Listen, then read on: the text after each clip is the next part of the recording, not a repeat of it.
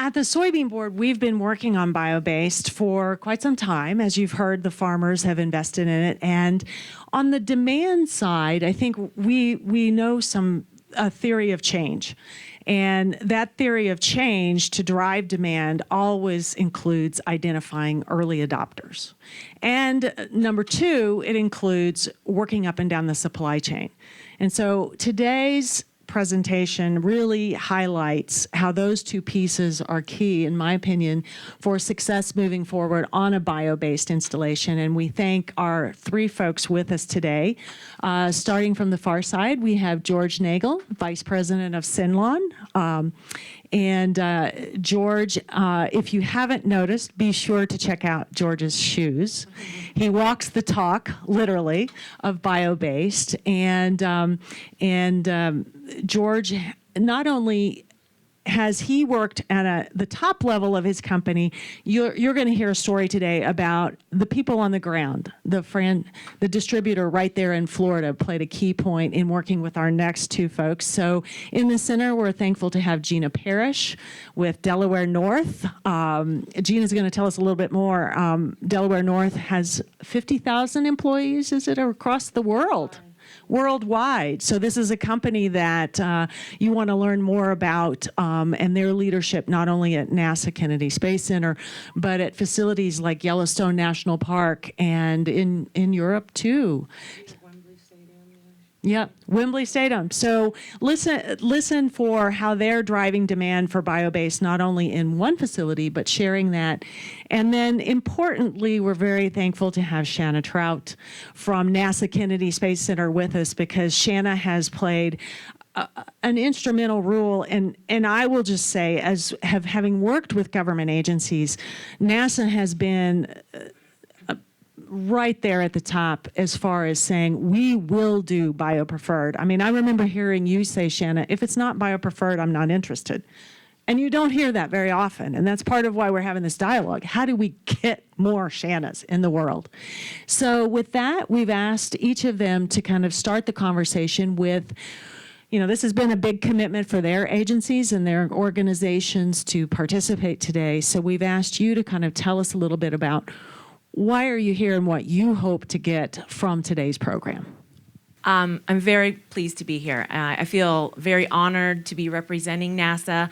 That is, of course, I am a contractor of NASA, and the majority of the work that's done within NASA is done by the contractors, as with other federal agencies. So what I'm here to do is first I thought I would mention the vision of NASA, because I think it parallels so well with what we're all here and what we're all here to learn from each other and how we're here to grow. And that NASA's vision is to reach for new heights, reveal the unknown for the benefit of humankind. And I feel like all the messages I've heard today is to reveal the unknown and to benefit humankind. So I wanted to start out with that, to just hopefully bring inspiration, because NASA brings inspiration to so many people, young people and old. Over the last 50 years, as you know, NASA's been celebrating the Apollo program, and this most recently landing on the moon. And so that has been, we reflect on the past to learn for what is to come in the future. And so we have the new Artemis program, and NASA plans to go by 2024 back to the moon and to bring a female astronaut as well as a gentleman and put the boots on the moon, and then in hopes to continue on to Mars. And so I couldn't help but think about that, and this morning think about how soybeans might be involved, how other crops might be involved in that, because I like to look at the big picture. And those crops that we're growing here on Earth, we have also been trying to demonstrate in the space station and other places, soybeans, corn, many other crops that could be used to harvest and to make advancements, because there is no petroleum that I'm aware of on the moon or Mars. And so I just wanted to kick it off, hopefully a little inspirational, and then listen to our panels, because these are actually the experts on the subject.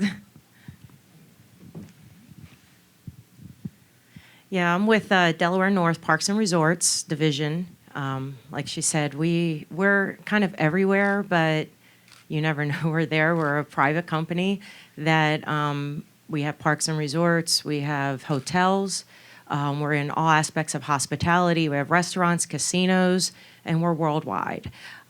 So in that Parks and Resorts Division, we manage and run the concessionaire contract for the Kennedy Space Center Visitor Complex.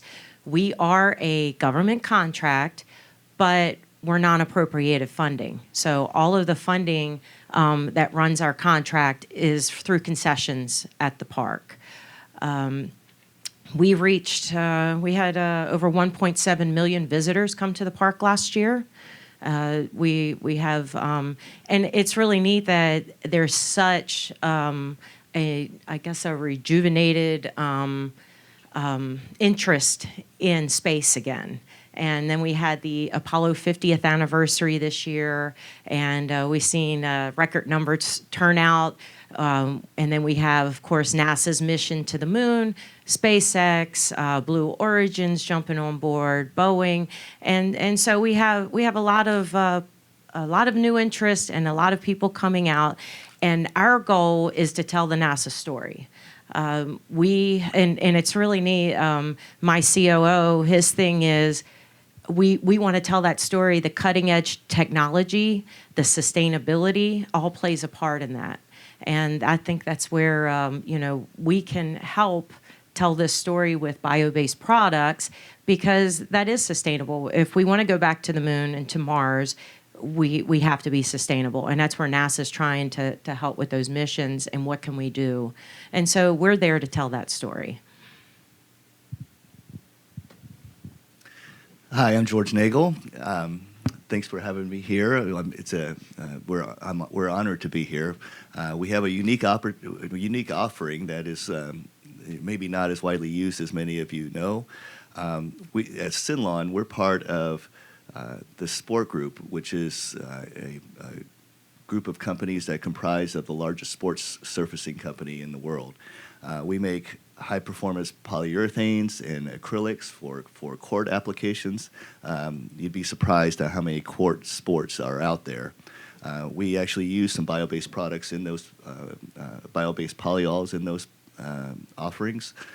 We also make EPDM rubber, which is a synthetic natural rubber, and it's binded with a binder that is bio-based as well. Those are used in track surfaces and pour in place. Pour in place is a playground surfacing. But our biggest offering is artificial turf. We are the third largest producer of artificial turf, the largest producer in North America.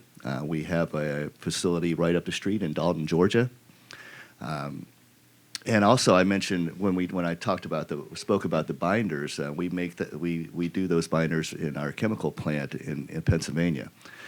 So as far as the artificial turf goes, many of you are aware that it's widely used on sport applications. Our sister company is AstroTurf, and they've been around since the inception of it, and they have a very advanced offering for sports fields.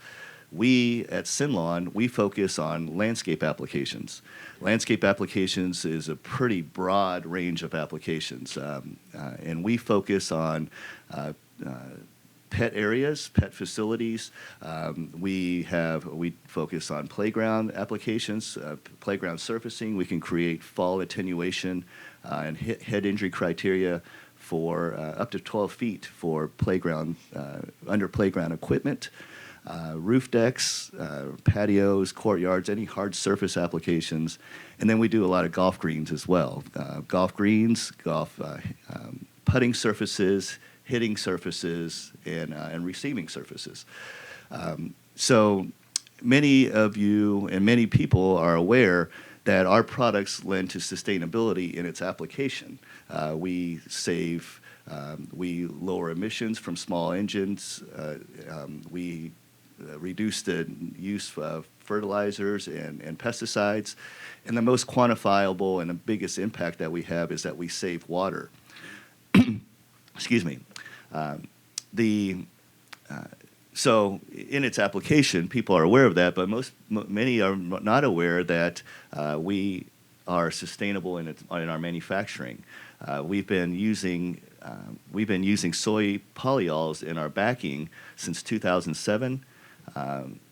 We have installed from there probably about 70 million, almost 70 million square feet of turf, and for various applications.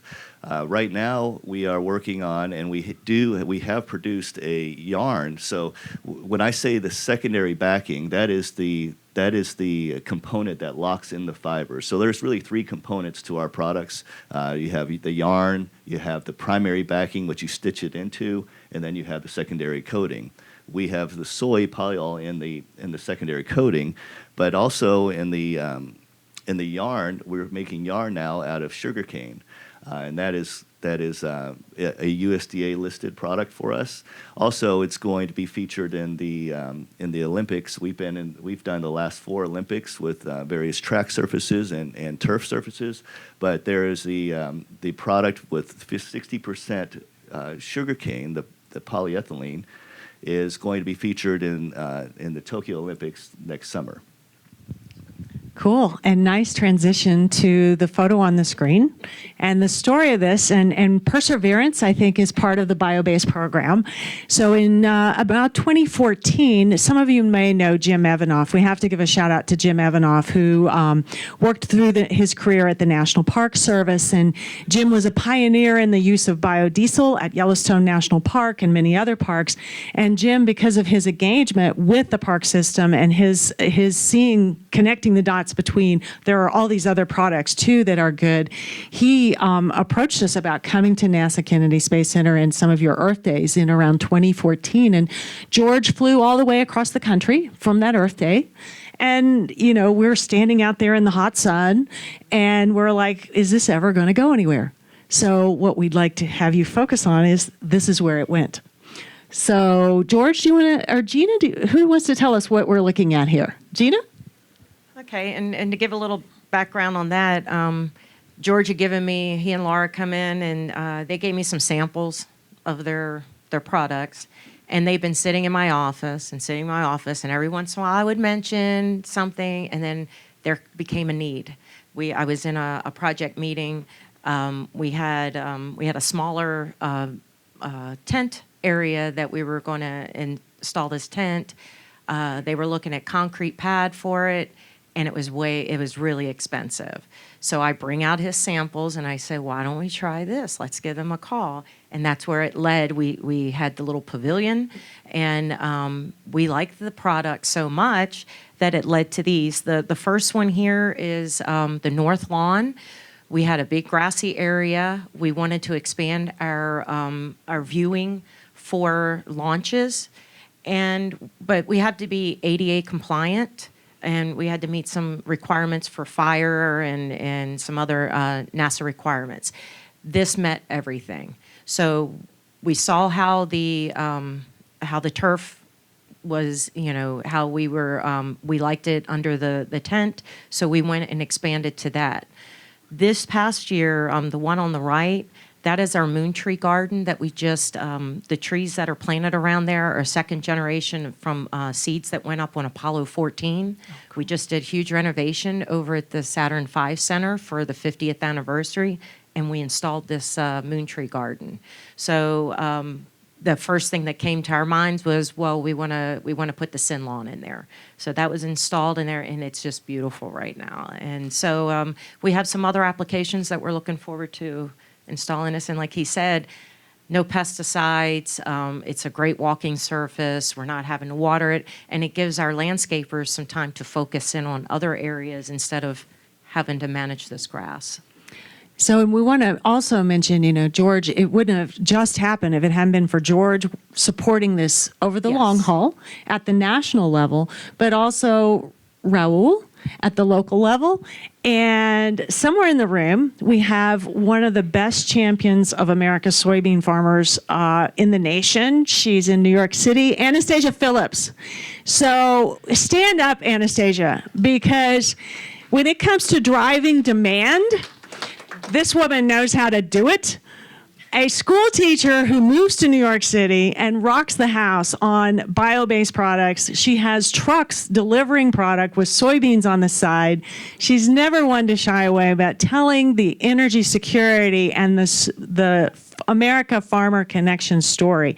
So I just have to hold out that, we've got too many miles behind us to not recognize that getting this information and this story into the hands of the Anastasia Phillips and the Raouls is incredibly important. So as you talk further about how we overcome obstacles, we want to talk about the opportunities and the obstacles. Shanna, do you want to take it from there? Thank you. Yes. So not unlike DOD and other federal agencies, we have an annual sustainability report, and that's really our driver for sustainable acquisition and the procurement of biopreferred. And really, if you think of it, NASA, we are one of the major purchasers, and we don't have to go into a lot of numbers, but I did want to share that since 2016, when I last was able to speak about it during the stakeholders dialogue, NASA has increased their procurement of biopreferred purchasing from less than $1 million to at least $1.3 million worth of annual procurements. So I think it's a substantial amount that is making an impact. And the reason that it does make an impact is because it spurs the market. As you all know, the more you can get the product out, the more you can sell, the more we're going to go to stores like Target or Home Depot and see those items on the shelf now with these new USDA labels on them, and we can recognize them as consumers. So what I wanted to explain is that this amazing project that has happened, this relationship that was created, is also shared within the NASA community. So we highlight these kind of success stories within our agency. We give awards based on these type things. We try to incentivize this kind of relationship building and sharing of not only successes, but also could be failures or lessons learned that have gone along the process, along the way. Really, because that's where you make your biggest strides, is when you stick yourself out there, you make an attempt to go big, and sometimes you don't always go big. So those highlights of successes and lessons learned are very high priorities within NASA. So you guys have been measuring. Do you want to, I think that's yeah. So the reason that NASA knows a little bit about how much we buy as far as bio-based products, unlike others, is in the late 1990s, when President Clinton put out executive orders that had to do with buying recycled products, NASA put together an infrastructure to keep track of data on this. So this was part of the RCRA 6002 reporting. So what we did was we kept that same structure, and when the Farm Bill came out in 2002, we just kept the same structure and added that onto the data call that we had already throughout the agency. And we continued to collect that data, and we collected in the format that was needed to provide it up the chain. And so we do have data back as far mid 2000s. We have pretty decent data on both bio-based procurements and very good data on recycled content purchases, which was $10 million last year also. George, did you have something to chime in on that? Well, I was just going to mention I mentioned that we're a vertically integrated company in our manufacturing. We're also forwardly integrated with our network of distributors and installers, and Anastasia is one of them. So they also carry out our core values, because we're trying to change the paradigm of us having a petroleum-based plastic grass. We have a plant-based plastic grass, but all the components that we use as well, we source out renewable and recycled content in our products. And there's not a greater example of having a success story than what we've done at NASA. We're delighted to be associated with a cutting-edge, innovative offering and company like NASA and Kennedy Space Center. So it was a great tie-in for us. So, and if my recollection is correct, you said it's got to be the USDA biopreferred product going down. And And so as a result of your being with us, this networking that is so important on Biobased, do you want to share, George and DOD, David Osceola, joined us 2 years ago when we had this event on the patio of USDA. And that turned out to be a very important connection point for Department of Defense and NASA. So do you want to talk about how you guys are moving forward possibly on NASA and DOD? Yes, of course. So DOD graciously, actually, we met Dave Alciello 3 years ago now, and just by exactly how he offered here today, it was nothing different than that. He said, "Hello, other federal agencies, would you like to participate?" And I said, me, yes. So that's really where the bond started. I mean, it's as simple as that. This isn't something that's very complicated.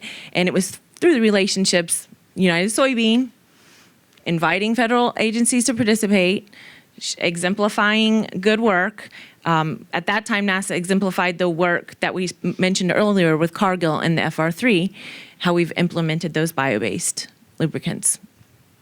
And one of the nice things about working with you is you find a way to get the case study published. And a shout out to George and Dee for helping Biosynthetics Technology get those case studies published. We often get stuck with that. So that's an obstacle that we sometimes face. Do we have questions from the room on how this? Yeah, absolutely. Can I add an obstacle that I've seen over the years? You've got the cost and the availability, and I think the perception that this stuff's not going to work as well. Well, we tried bio-based oil. We've heard this out at Space Center.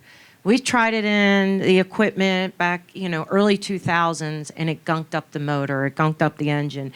This is going to void our warranty. We've heard all of these stories.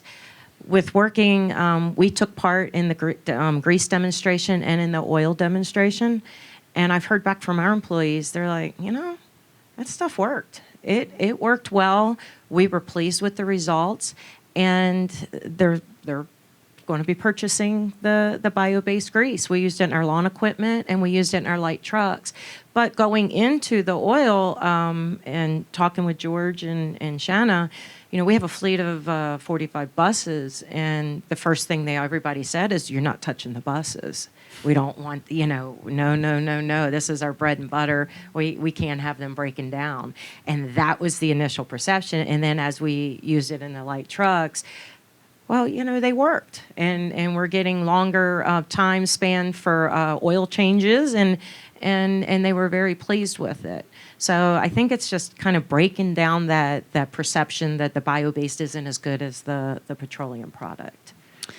Okay, and George, opportunities, obstacles. You guys are not only selling coast to coast, you're selling in 19 countries around the world. So you've heard USDA present today opportunities and obstacles that we can address. Well, one of the obstacles that we have to face is that when we're trying to drive preference to the product, it is the end user doesn't see the value in it to pay more for it. So we really have to think about controlling the cost, and also to mention what you just touched on, there's a perception and a misconception that bio-based products are not as good. Okay, soy-based products are not as good. So it was unacceptable for us to have any compromise in quality. In fact, it needed to be better than just as good. It needed to, and so we've been able to figure out how to increase the performance by increasing the tough bind, what locks in the fiber for us, and that's a very important to address that. We have to mention that our products are better with bio-based technology. And USDA has opened the door for you folks have some of the most experience with USDA but preferred, and thank you all for asking the question of what recommendations do you have for USDA biopreferred moving forward? Well, we've been doing this since 2007 without without some of the drivers. Now, the United Soybean Board has been a key driver for us, and the USDA, the Biopreferred program. I cannot emphasize enough, and we should not minimize at all the value of that label. That has allowed us to have a credible label from a credible agency to promote promote these products. And I love. I'm not sure who it was, but I heard earlier that that label being as powerful as the organic label. That's certainly something that we're trying to do with the label. Also. We gain a lot of preference through military and federal projects. Even homeowners we gain preference through, and we've gotten a lot of great marketing opportunities being part of this.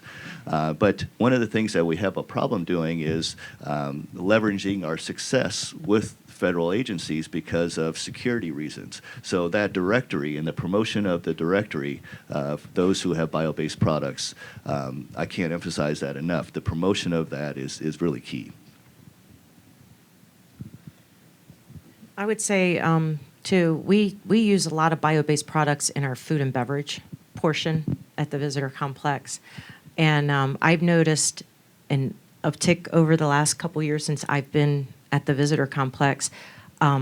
We answer guest comments. And we've had, and it's more and more about the plastics, the single-use plastics, and the petroleum aspect, and so people, I think, are becoming more aware out there in the general public, and it kind of shined a light on what I needed to do as far as promoting that within the visitor complex. We're using bio-based utensils, and we actually use our bio-based straws we're using now. We went to paper, and we had too many guest complaints, so we found a bio-based straw, and you just have to ask for them. We took them behind the counter type thing. But I had to answer a couple complaints about, well, why are you using plastic utensils? And then I'm like, well, maybe we need to market this a little bit more within the park to our guests. And so we're working on that right now on our website. And I think that's probably something industry-wide, I think, that needs to be marketed to us about what those products are out there, what's available, and the cost factor. We're seeing the reason we've kind of did an uptick in food and beverages because more and more that's been, I think we use Cisco or somebody, more that's being provided to us or it's being offered. And we have a couple other distributors out there.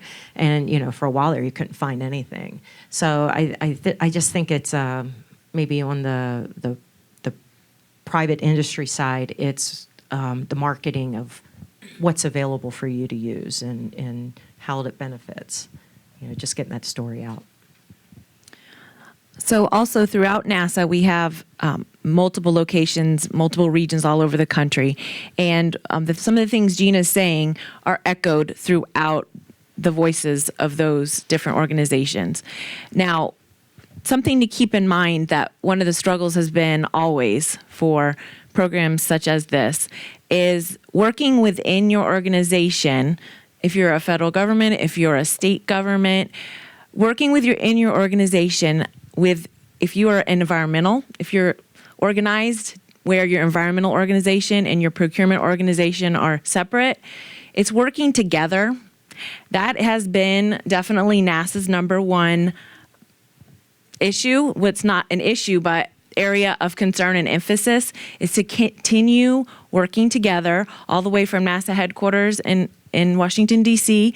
The Environmental Management Division works with NASA procurement. And then, so I didn't really explain that I am funded out of the Environmental Management Division, but work closely with the procurement organization to spread their message and to communicate in a way that both the people that are in charge of purchasing and in charge of the requirements can both understand. So that has really probably, at least on a federal level, one of the largest challenges.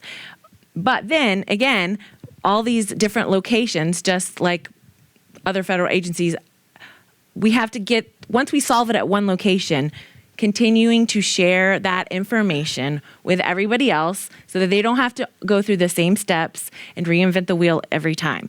So I would say that to all the federal government, we all should share, and then also bring it down to a level where your working organizations can understand and see the benefits. Okay, that's great. Another great panel. In order to keep everything on time, we'll thank this panel, and then we will. We have lunch out in the hallway. So grab something, come back to your table, and at around 12:30 we have another presentation.